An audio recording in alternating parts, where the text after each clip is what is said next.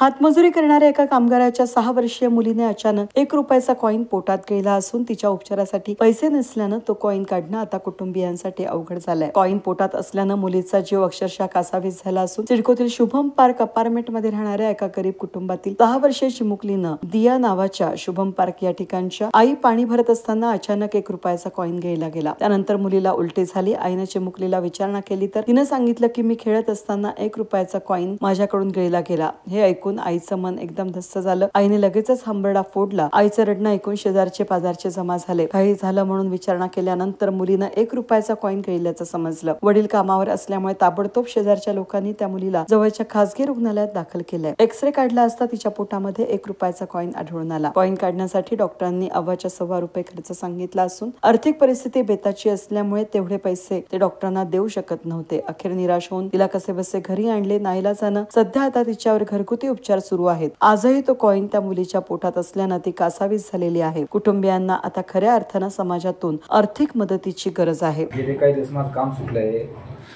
रामबंधूमध्ये काम करत होतो। माझे दिवस खूप चांगले होते, पण आता मला काम गेलं की रामबंधूने मला काढलंय कामावरून। तर मी आता सध्या बिगारी काम करतोय, तर थोडी मला मदत करा। आणि माझ्या पुरीना 1 रुपया गिळलाय, तर काढायचं मला लय त्रास होतो सध्या, आणि रडू पण मला खूप येतंय, पण माझं पण कोणा दाखवत नाही आणि दाखवू पण शकत नाही। खूप त्रास होतो सध्या, मला काहीतरी मदत करा तुम्ही, एवढी माझी विनंती तुम्हाला। न्यूज टुडे साठी प्रतिनिधी राजेंद्र सूर्यवंशी।